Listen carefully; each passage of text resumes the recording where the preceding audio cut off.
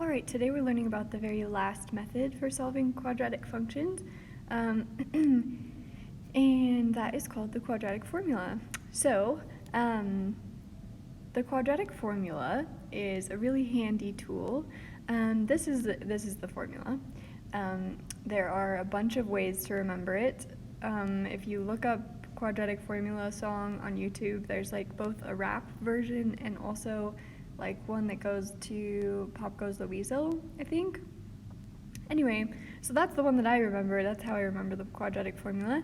It's kind of big and convoluted, of course. But the good things about the quadratic formula are that you can use this to solve any quadratic. There is no restriction. You know, every time we've said you can use this method when and ... whatever the the stipulations are. But this one, you can always use the quadratic formula no matter what. It's just not always the easiest one that you can use. And I will mention in some of the examples that we'll do on the back side of this page that some of them are much easier to solve by, say, factoring or the greatest common factor method, or taking the square root. So truly, there's often an easier way, but these ones, the quadratic formula is used to solve basically all the other ones, the ones that we can't factor, the ones that we can't use the greatest common factor on. And of course, the answers are usually ugly numbers, decimals, excuse me, but it will solve them. So super handy tool. Before we get into like using the quadratic formula, I just want to talk about sort of like, I'm not going to go into like deriving the quadratic formula because that's too much, but I just want you to know like sort of what it's doing, what the quadratic formula is doing here. So the first thing I want you to notice here is that it can also be written like this, where negative b over 2a plus or minus this square root of b squared minus 4ac over 2a.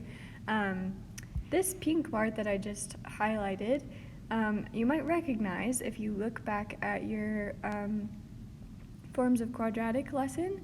Negative b over 2a is what finds the line of symmetry. X equals negative b over 2a is the line of symmetry.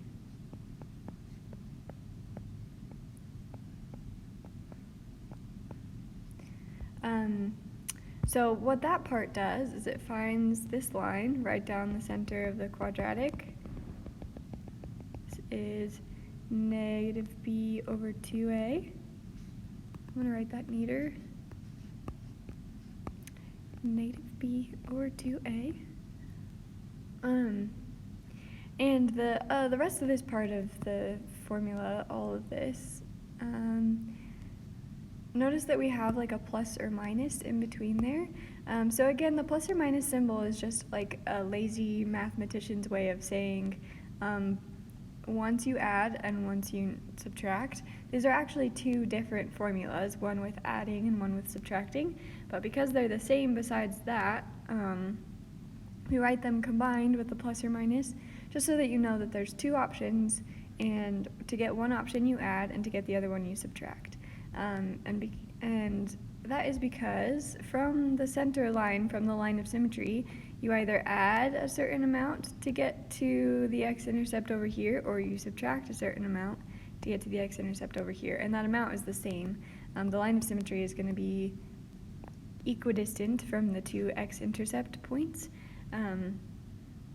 So that's what the line of symmetry, the quadratic formula is doing. It finds the line of symmetry and then it adds a little bit to get to the x-intercept, and it subtracts a little bit to get the other x-intercept. And again, I won't go into like where all of that comes from, but just know that this is what it's doing. Finds the middle and then goes left a little bit and right a little bit. So here's our example here. It says move everything to one side so that it's equal to 0. That's been a step in almost every one of our methods. It's just so that we can see the whole quadratic with an a, b, and c value. speaking of which, that's the next step, is you find the a and the b and the c. Notice that in the quadratic formula we're plugging in a, b, and c. So that's what we're going to need to find the x-intercepts here. So I'm going to get some colors here. Let's do green. Do I want pink? I don't know. Tough decisions this morning. Okay, A equals 3, B equals 24, and C is 5. So those again are just the coefficients or the constants of the quadratic. We don't need the x squared. Please don't plug that in. It makes it a nightmare. Just the coefficient. And then we have our formula. X equals negative b plus or minus the square root. I'm just leaving blanks because then I don't have to switch colors so often. Negative b plus or minus the square root of b squared minus 4 times a times c, plug those in later, and then 2 times a, it goes on the bottom. So again, if you want to remember this formula, there's a lot of different ways to do it. I'm singing the song in my head to remember it for myself, or you can just write it down somewhere that's handy for you, such as on a note card, hint, hint. Okay, so I'm plugging in b here, so negative b makes negative 24, and then plus or minus the square root of b squared, so this is another b, minus 4 times 3 times 5, so 4ac, and then all over 2a on the bottom. Oops, I almost just wrote a. I meant 3. And then we simplify. My recommendation is to simplify inside of the square root first, because that's probably the hardest part, and then we deal with the rest later. So, x equals negative 24, I'll leave that part, plus or minus, and then inside of the square root we have 24 squared, and I have a calculator here. You're going to probably want a calculator to do these problems as well. 24 to the power of 2 is 576, minus 4 times 3 times 5 is 60, all over 2 times 3. So I'm going to simplify another step. I'm going to use my technology here and copy and paste so that I don't have to rewrite that. I might run out of room. So I always write too small, and today I write too big. Okay, 576 minus 60 underneath the square root there makes a 516 number. 516. Okay, I'm gonna deal with my space problem by moving this over. The square root of 516, is that a good number? Let's see. I don't think it is, but I'm double checking. No, it's like 22.715 something. So, what we can do though is multiply 2 and 3 on the bottom here. So 2 times 3 makes 6 underneath. And 6 and 24, I mean, you can divide 24 by 6. So I'm going to do that really quick. That will give me negative 4. And then we still have this plus or minus. And then 516 is still divided by our 6. So that's really as far as we can go. We call this our exact answer, or radical form. Yikes. This is our exact answer. The reason, hang on, I can't spell and talk at the same time. The exact answer is called that because it's not rounded at all. So it really is like the exact number. When we round, we lose a little bit of exactness, which is okay, because rounding will give you a number that you can like intellectually understand. We're gonna go like one step further so that we can have like rounded answers, a decimal answer. In your calculators, what you'll do is you'll do one adding, so you'll do -4 plus the square root of 5/16/6, and one where you subtract, so -4 minus the square root of 5/16/6. Both of those will give you decimals for sure. One of them gives you -0.214, and the other one gives you, goodness, I'm running out of all over the place today. The other one gives you -7.786. So these are your decimal answers, rounded to the thousandths place.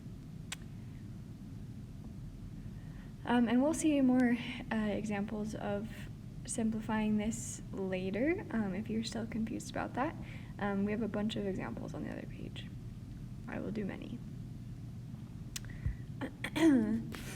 On this one, I'm going to just do everything I'm going to be boring today, color-wise.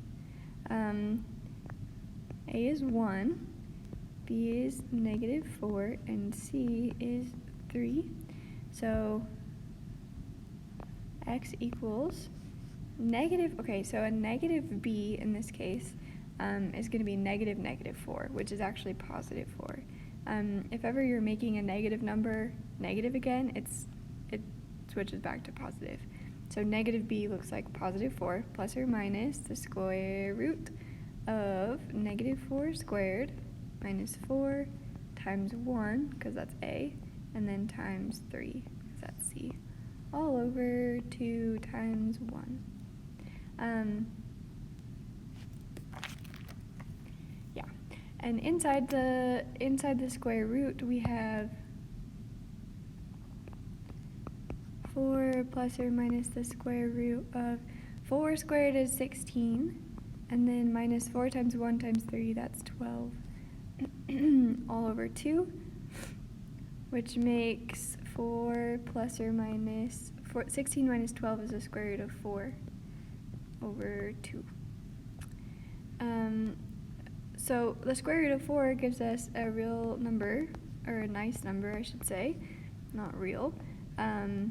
That's 2. The square root of 4 is 2. So we're left with this this statement here. And so this is a better example so that you can see sort of what I'm doing when I split this in two. One of the answers is going to be 4 plus 2 over 2. The other one is going to be 4 minus 2 over 2. So remember that plus or minus is really indicating to us that it's two different formulas. They're just so similar that we can write it with that funny symbol of plus or minus.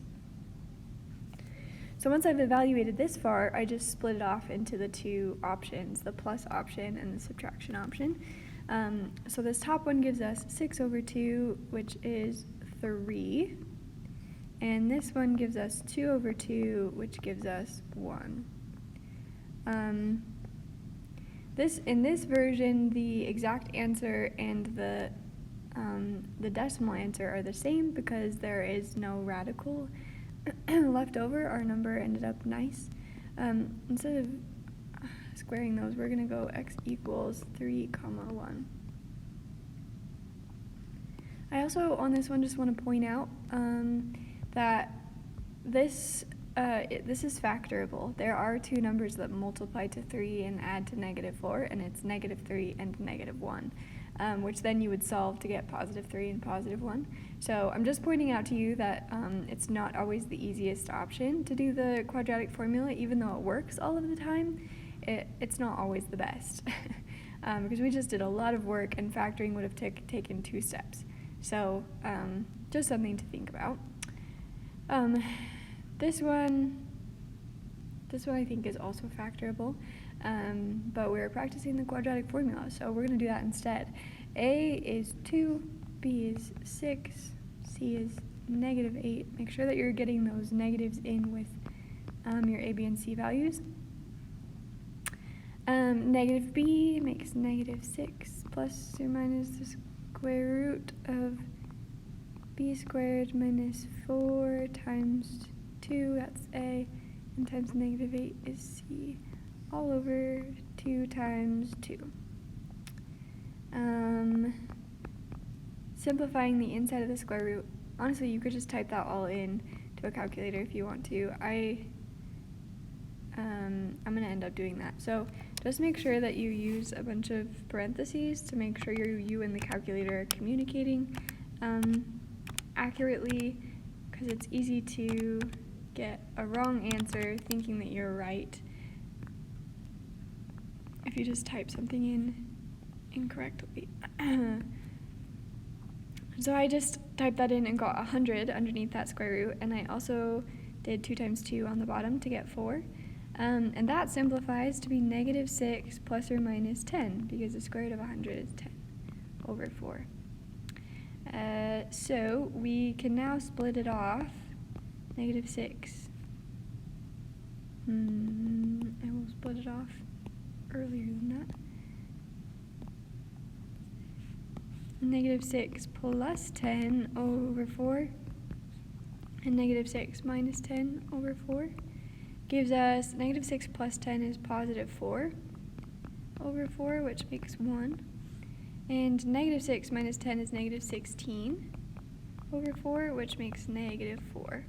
So x is 1 and negative 4. Those are our two x-intercepts for that quadratic.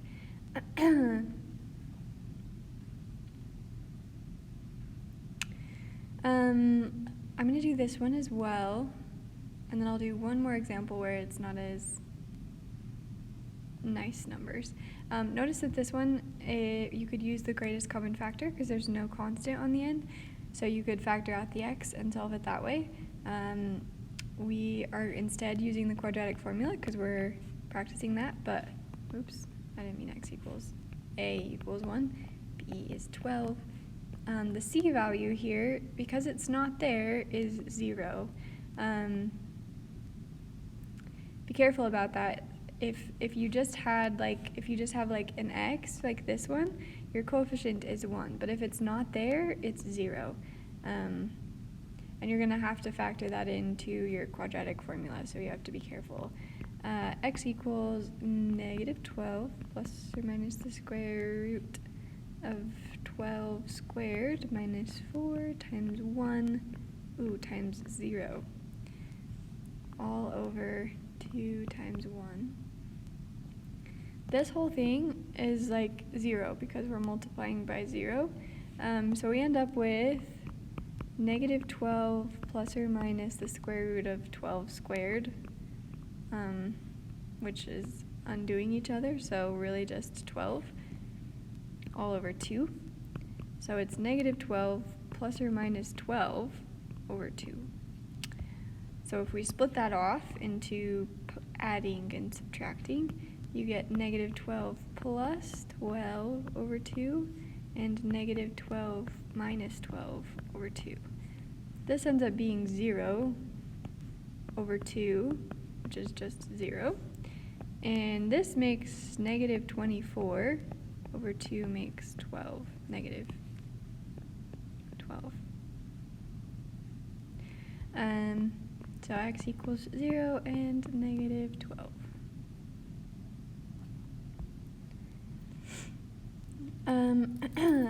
I'm going to do number 5. Again, if you need number 4 or more examples in general, just look in the notes.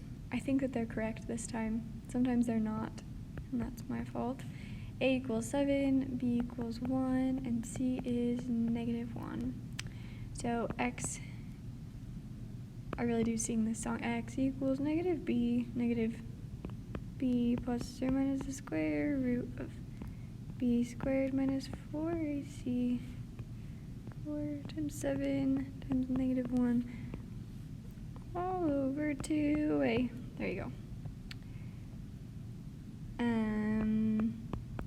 To simplify inside of the square root, I'm just going to type it into a calculator. 1 squared is just 1 minus 4 times 7 times negative 1. which makes 29. Yep, makes 29 over 14. Truthfully, the square root of 29 is not a nice number, it's a decimal, so really that's pretty much as far as we can go. This we would say exact or radical form, and we can just leave it like that. Oops, I just erased the 14, there you go. We can leave it like that, or we can put it in decimal form. I'm just going to do that super quick so that you have that as an example. So I'm just going to type in my calculator -1 plus the square root of 29 in parentheses over 14 and -1 minus the square root of 29 over 14. And that gives me, let me type, -1 minus square root of 29 divided by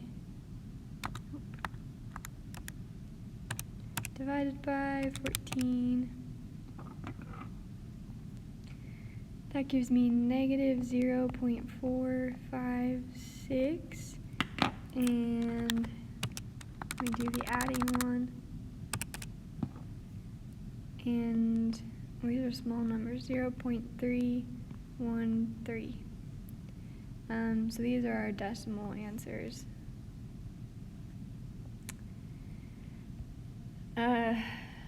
I think that that's all. This one, number 6, gives you an imaginary root. What I mean by that is it will give you a negative number underneath the square root, so it ends up being imaginary. I think that I mentioned this in a previous lesson, but if you ever get imaginary numbers for your answers for x-intercepts, it means that there are no x-intercepts. Imaginary numbers as x-intercepts don't work, so it means that the parabola is probably somehow not touching the x-intercept, either up there or down here or something like that.